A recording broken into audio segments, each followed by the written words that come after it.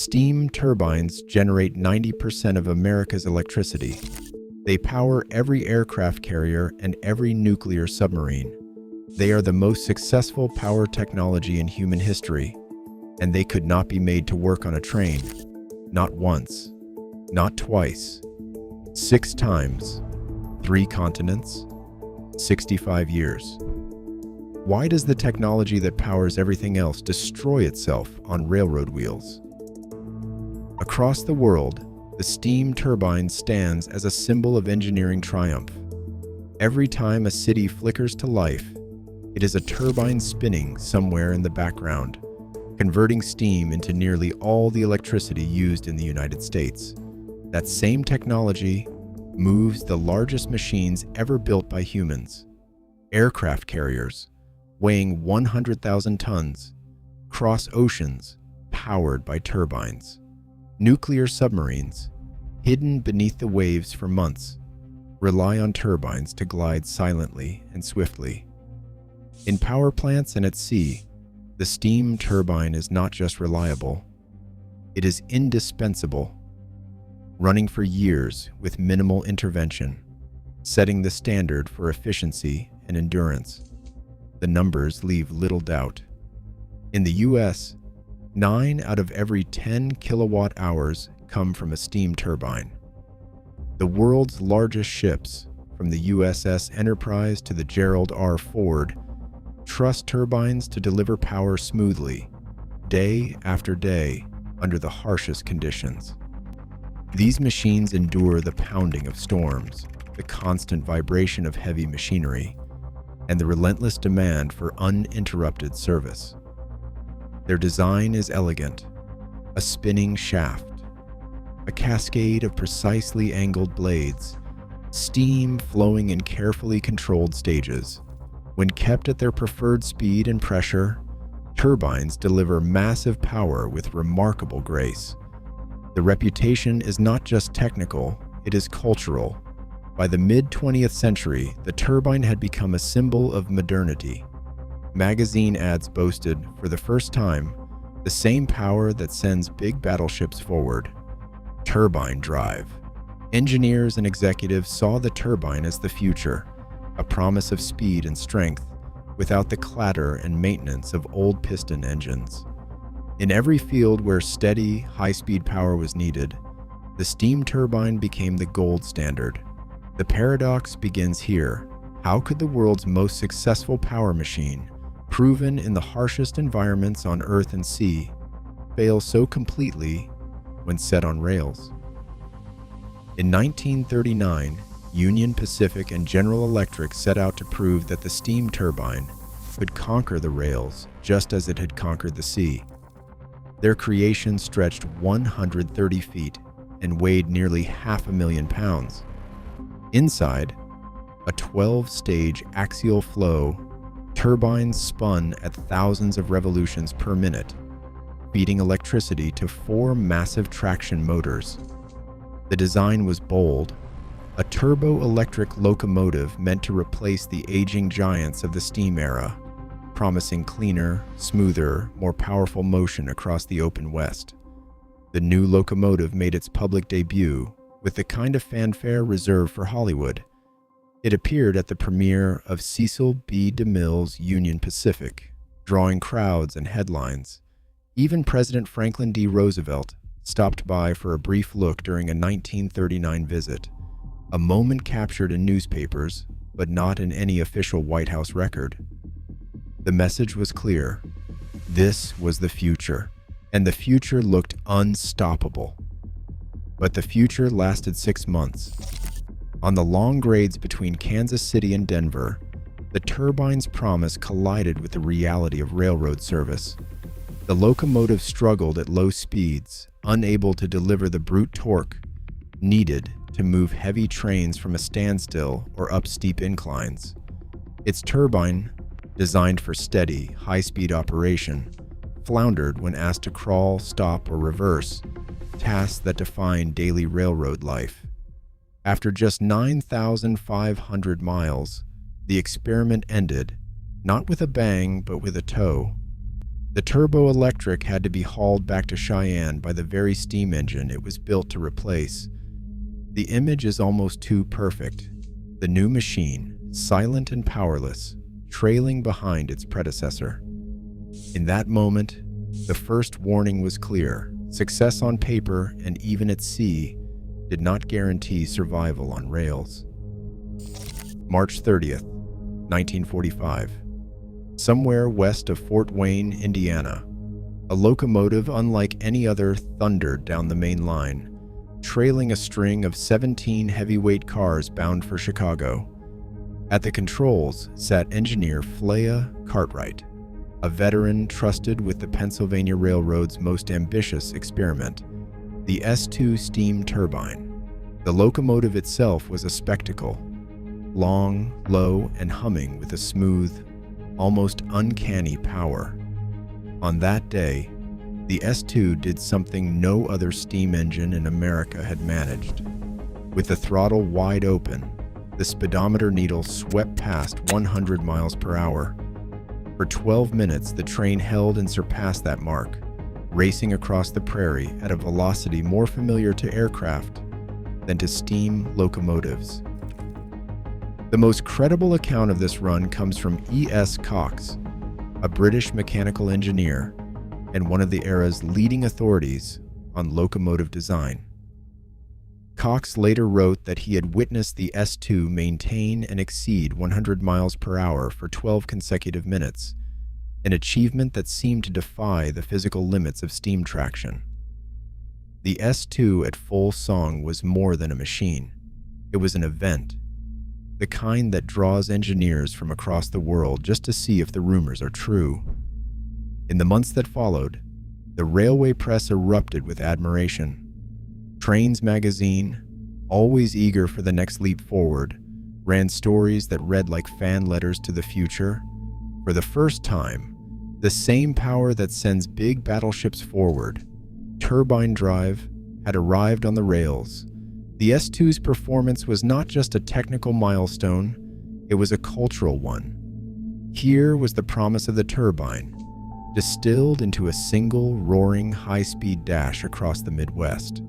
No pounding pistons, no syncopated exhaust, just a continuous, almost eerie rush of steam, the rails blurring beneath wheels driven by the same force that propelled the world's largest ships. For those 12 minutes, the S2 was everything its designers had dreamed, a locomotive that married the elegance of turbine technology with the raw demands of American railroading. The numbers, 110 miles per hour, 17 cars, 12 minutes above the century mark, became legend. Engineers and editors alike wondered if the age of the piston engine was finally over. In that moment, the turbine was not just a new machine, it was the future, running on schedule, right on time. The S2's record-shattering sprint across the Midwest left engineers and journalists breathless, but behind the headlines lurked a number that would define its fate: 40 miles per hour. Above this threshold, the turbine locomotive was not just competitive, it was a marvel. Measured mile for mile, the S2 could move a heavy train with less coal and water than any piston engine on the rails. Its steam consumption dropped, its exhaust ran clean, and the turbine spun in its element, delivering smooth, relentless power at speed. On paper, it was the ultimate answer to the inefficiency and racket of old-school steam. But the railroad is not a laboratory. Below 40 miles per hour, the S2's appetite for steam became insatiable. The numbers from Pennsylvania Railroad's own test logs are stark. At 30 miles per hour, the turbine burned nearly twice as much steam per mile as a conventional locomotive.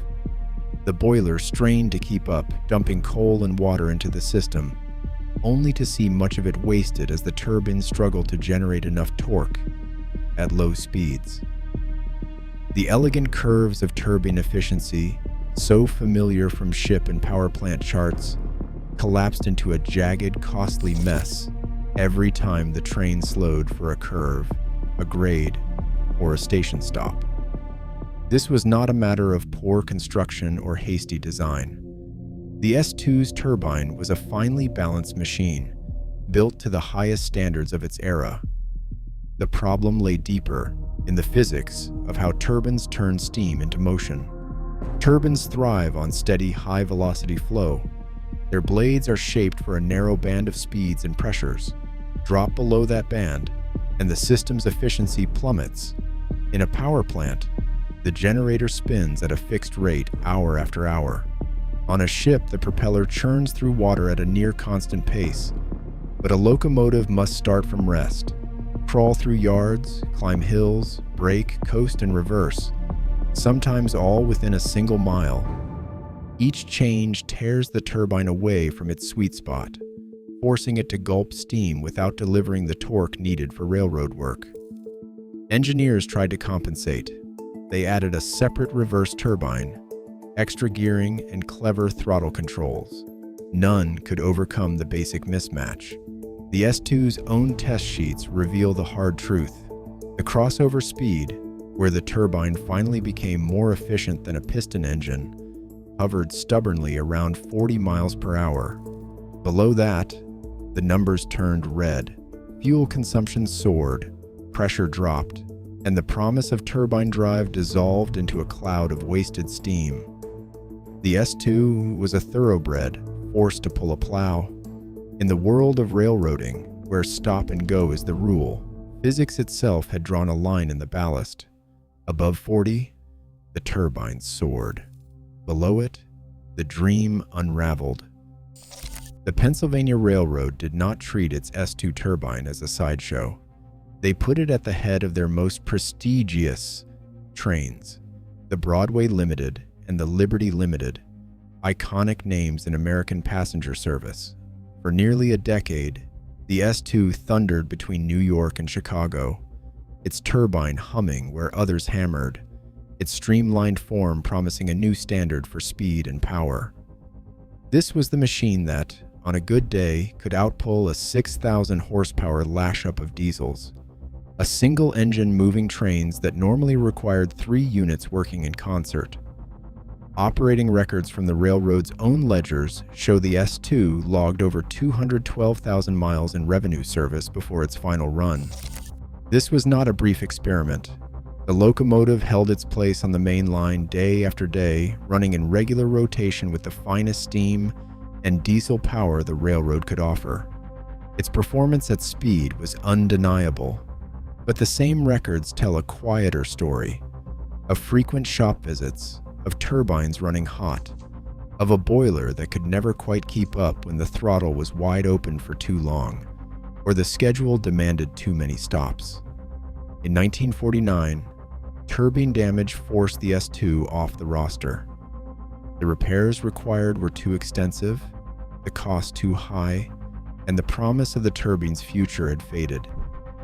By early 1953, the S2 was cut up at the Altoona Works, its massive turbine and streamlined shell reduced to scrap. There was no ceremony, no preservation effort, just the silent end of a machine that had once carried the hopes of an industry. The S2's fate was not a punchline, but a kind of elegy. A locomotive that matched the diesels in strength, surpassed them in spectacle, but could not outlast the realities of railroad life. In 1947, the Chesapeake and Ohio Railway unveiled its answer to the turbine dilemma, a machine so ambitious that even its supporters called it a pipefitter's nightmare. The C&O M1s arrived with 3 locomotives, each stretching 122 feet and weighing over 410,000 pounds, topped by a backward-mounted boiler and a labyrinth of pipes, valves, and cables that seemed to defy logic as much as gravity. The scale was unprecedented: 2,400 horsepower of continuous output, a coal-fired water tube boiler, and a turbine generator motor set meant to pull the heaviest coal trains across the Appalachian grades. The railroad's vision was grand, a new flagship for the post-war era, a technological leap to power the luxury Chessie streamliner and transform coal country into a showcase for American engineering. But the M1s never completed a scheduled trip. Maintenance crews quickly realized that every inch of the locomotive was a potential failure point. Field logs from the C&O shops tell the story. Turbine blade erosion, constant leaks, electrical shorts, and a tangle of piping that required hours of labor just to reach a single valve. Coal dust and water found their way into the electric traction motors, causing repeated short circuits and burned-out windings. The water tube boiler, designed for rapid steam generation, proved nearly impossible to control on the undulating grades of the mountain division. Even the most experienced engineers struggled to coax the machine through a day's run without an unscheduled stop. The nickname stuck. Pipe fitters' nightmare became shorthand for a locomotive that was as beautiful in theory as it was impossible in practice. In just 3 years, the M1s logged only about 75,000 miles, barely a fraction of what a mainline steam engine would see in a year. By 1950, all three were quietly dismantled in the Huntington shops, their tangled guts a warning for anyone who thought the turbine could be tamed by sheer ambition and a few more pipes. The Chesapeake and Ohio Railway did not just commission a locomotive, they built an entire dream around it. The Chessie streamliner was meant to be the last word in luxury, a rolling showcase for American optimism at the end of the war. Before the M1 turbine had ever finished a scheduled run, designers specified a lounge car with a live tropical fish aquarium. The idea was pure confidence. Passengers would sip cocktails and watch angelfish drift past, as if nothing could possibly go wrong with a machine built for a new era. The aquarium was not a rumor. In the blueprints and the press releases, the fish tank was real, but so was the vibration. The M1's turbine spun at thousands of revolutions per minute, sending a shudder through the frame in every car behind it. The glass vibrated, the water churned, and the tropical fish, chosen for their color and delicacy, began to die. Within weeks, the aquarium was empty, a silent casualty of mechanical ambition. The tank was quietly removed, the fish replaced by a more forgiving decoration, and the Chessie's promise of effortless, ocean liner comfort faded before the locomotive ever proved itself on the rails. No other image captures the era's faith in technology quite like this. A luxury lounge, a gleaming locomotive, and a tank full of fish that could not survive the very machine meant to deliver them. It was not just a failure of engineering, but of imagination, a belief that power and elegance could be willed into existence by sheer will and welded steel. The fish tank became a punchline in railroad circles, but it was also a warning. When optimism runs ahead of reality, even the smallest details, like a few unlucky angelfish, can bring the whole fantasy crashing down. The M1's endless tangle of pipes wasn't just a maintenance headache. It revealed a deeper flaw that no designer could ignore. The railroad is a filthy, punishing place for delicate machinery. With every mile, coal dust seeped into the turbine's electrical heart. Traction motors, meant to channel thousands of horsepower into forward motion, became magnets for grit and moisture. Maintenance logs from the Huntington shops read like a litany of electrical disasters: short circuits, burned windings, insulation failures, and the sickly smell of scorched copper. Each time a motor failed, the locomotive ground to a halt, and the dream of effortless turbine power was buried under a layer of black dust. Unlike a ship's sealed engine room or a spotless power plant, a locomotive works in the open, surrounded by coal, cinders, rain, and mud. Every wheel slip, every jolt over a switch, blasted more debris into the machinery. The C&O's engineers, tried quick fixes, extra seals, better filters, even periodic cleaning schedules. Nothing worked. The motors kept failing, and each repair took longer than the last. What looked like a minor nuisance in the design office became a fatal flaw on the rails. This wasn't just a one-off disaster. The same contamination problem haunted every American steam turbine locomotive. The Union Pacific Turboelectric, the PRR-S2, and the John Henry all fell victim to the same relentless invasion of dust and water. Instead of narrowing down to a single technical fix, the pattern of failure kept expanding. The railroad environment itself, dirty, unpredictable, and rough, proved hostile to the very equipment that made turbines so reliable at sea or in a power plant. By the time the last M1 was hauled into the shop, the message was clear. Turbines weren't just mismatched to railroad speeds, they were physically unsuited to survive the railroad's daily grind. Norfolk and Western unveiled the John Henry in 1954, a locomotive so vast it stretched 161 feet from coupler to coupler, longer than even the legendary Big Boy. Its name was more than a clever nod. John Henry, the folk hero, raced a steam drill, won, and died in the effort. The railroad called their new machine John Henry, spelling it the way workers did in the mountains, as if to summon a bit of that old legend for a new kind of contest. The John Henry was a brute by any measure. With 4,500 horsepower on tap and a water tube boiler designed for rapid steam, it could start heavier trains than a Big Boy and move them up the steepest grades of coal country. Its articulated chassis snaked through the curves of the Pocahontas division, the turbine humming with a promise of modernity. For a moment, it seemed as if the old story might play out in reverse.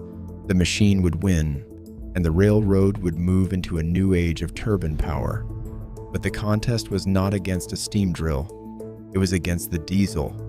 The same problems that haunted every American turbine locomotive returned. Coal dust and water crept into the traction motors, shorting out windings and burning insulation. Shop crews found themselves fighting not just breakdowns, but the basic environment of the railroad: grit, rain, vibration, and the relentless pounding of the tracks. The John Henry could pull more, but it could not stay running. In less than 3 years, it was sidelined, then cut up for scrap in 1958. The name chosen to evoke triumph became a quiet prophecy. Like its namesake, the John Henry fought the machine and lost. Its remains vanished, leaving only the memory of a locomotive that tried to outmuscle fate and found itself on the wrong side of history. Steam turbines, in their natural habitat, are fed by boilers engineered for one purpose: to deliver a relentless, uninterrupted flow of high-pressure steam. In a ship's engine room or a power plant, the boiler is the heart of the operation, designed from the ground up to match the turbine's appetite: steady, superheated, and abundant. But on American rails, the story took a strange turn. Instead of rethinking the boiler as the essential partner to the turbine, builders reached for what they already knew: the same fire tube boilers that had powered piston locomotives for decades. It was as if the turbine, a thoroughbred bred for the open sea, was hitched to a cart built for plodding farm work. The difference is not subtle. A piston engine can live with pulses of steam. Pressure builds, is released in a burst, then builds again. The fire tube boiler, with its vast reservoir of water and slow heat transfer, was perfectly suited to this rhythm. It could handle the surges and lulls of a locomotive's stop-and-go life, recovering between demands. The turbine, by contrast, is a creature of flow. Its blades demand a constant, roaring river of vapor. Starve it for even a moment, and efficiency collapses. Overfeed it, and the excess is dumped out the stack, wasted as heat and noise. In every American turbine experiment, this mismatch became the silent saboteur. The Union Pacific Turboelectric, the PRRS-2, the C&O M1S, the John Henry, all of them tried to bolt a marine-style turbine onto a steam supply never meant for such demands. On paper, the boiler could deliver the necessary pressure and volume. In practice, it lagged behind every sudden throttle change, every acceleration, every hill. The turbine would gulp steam faster than the fire tube could supply it, drawing down pressure, sapping power, and forcing the firemen to shovel coal at a frantic pace.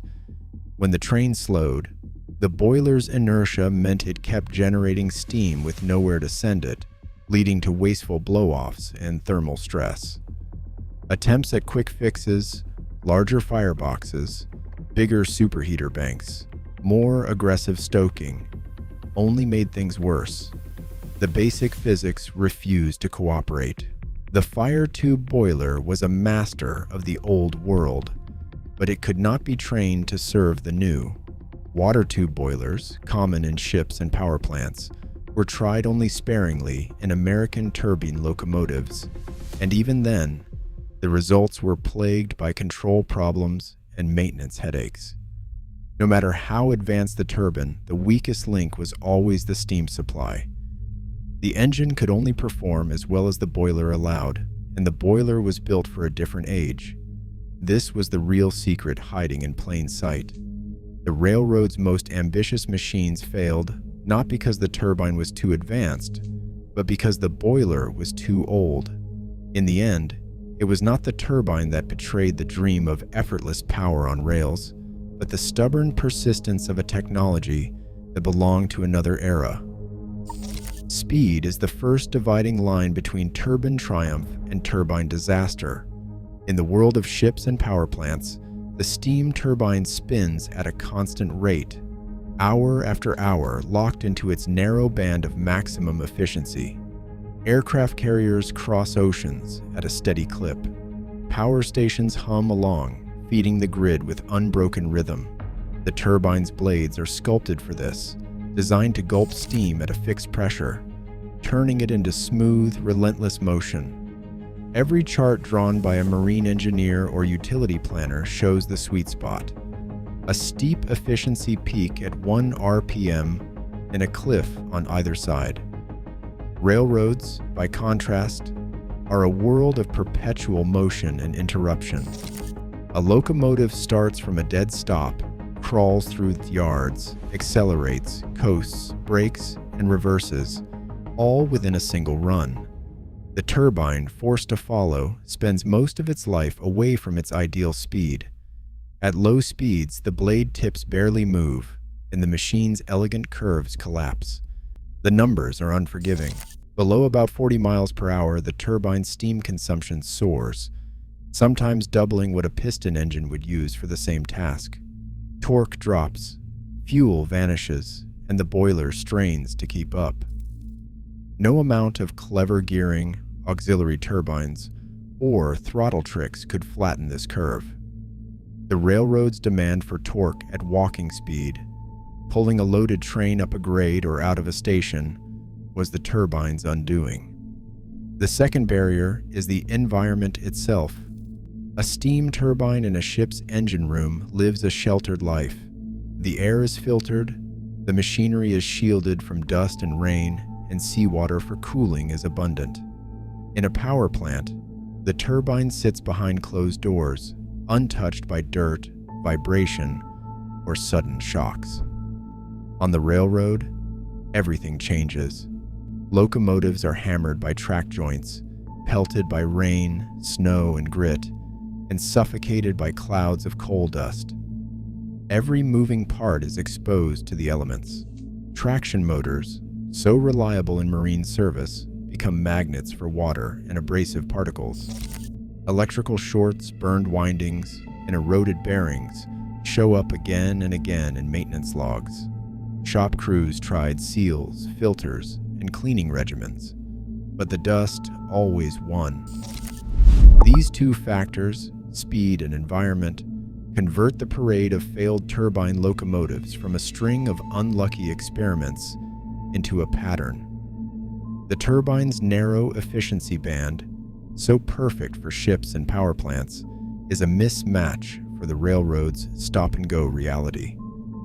The clean, controlled world of marine engineering cannot be replicated on open rails, where every mile brings a fresh assault of dirt and shock. The lesson is stark. The turbine did not fail because it was poorly built or misunderstood.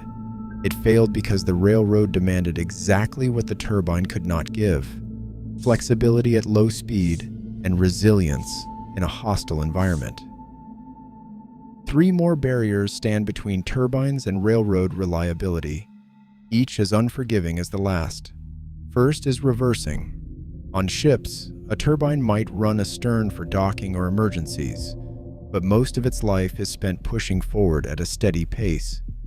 Locomotives, by contrast, reverse constantly, shunting cars, switching tracks, backing into terminals. The standard marine solution, a small reverse turbine, proved clumsy and inefficient on rails.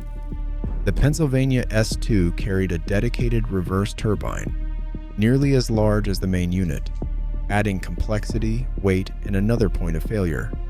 No design ever delivered smooth, reliable power in both directions without doubling up on machinery or sacrificing efficiency. Next comes the matter of impact. Railroads are a world of sudden shocks. Couplers slam, slack runs in and out, tracks deliver a constant hammering. Marine turbines are cradled in hulls that absorb vibration, but locomotives transmit every jolt straight to their bearings and gearboxes. Turbine shafts and reduction gears, designed for the gentle sway of a ship, struggled to survive the relentless buff forces of a freight train. Bearings wore out, gear teeth chipped, alignment slipped. Even the best maintained units suffered failures that would never occur at sea or in a power station.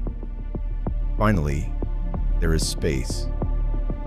A battleship's engine room is a cathedral of steel, room for turbines, condensers, reduction gears, and all the piping a designer could want. A locomotive, by contrast, must fit everything within a 10-foot wide, 16-foot high envelope. There is no space for the massive condensers that make turbines efficient on ships, nor for the long shafts and reduction gearing that smooth out power delivery. Forced to cram marine technology into a rolling box, engineers made compromise after compromise. The result was always the same: a machine that looked right on paper but lived in the wrong world. Each of these factors, reversing, impact, and space, locked turbines out of the railroad's daily reality, no matter how elegant the design. On the Halmstad to Gothenburg line in Sweden, the Ljungström turbine locomotives quietly racked up nearly 600,000 miles over 2 decades. These machines looked the part, massive, powerful, and unmistakably modern. But their secret was not in some breakthrough technology. It was in their surroundings. The route was flat, the speed was steady at about 52 miles per hour, and the rails were kept cleaner than most. There were no mountain grades, no endless stops and starts, no coal dust swirling through open yards. Instead, the Ljungström turbines lived a life that mirrored their marine cousins: one direction, one speed, minimal disruption. The Swedish state railways gave these locomotives a job that fit their strengths.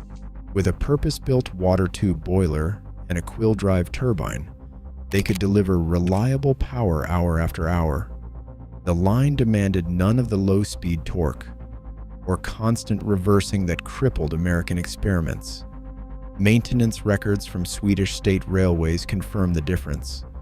The turbines pulled heavy freight with fewer breakdowns, and their service logs show a level of operational calm unknown to the Pennsylvania Railroad S2, the Chesapeake and Ohio M1s, or the John Henry. Yet even here, the success was bounded. The Ljungström locomotives never strayed from their assigned route. They were not asked to climb steep grades, switch cars in busy terminals, or survive the pounding filth of American coal country. Their longevity did not contradict the failures elsewhere, it explained them. The Swedish turbines thrived because their world was engineered to suit the turbine, not the other way around. In this narrow corridor, the context matched the machine, and for once, the turbine found a home on rails. Today, turbines still rule the seas and power grids, where constant speed and clean, predictable loads play to their strengths. On rails, nature never gave them that gift. Every curve, every grade, every stop demanded a kind of flexibility turbines simply could not give. The diesel did not win by brilliance, but by fitting what railroads needed most, adapting to chaos. Sometimes, the most elegant machine fails not for lack of genius, but for picking the wrong battlefield. Thank you for watching.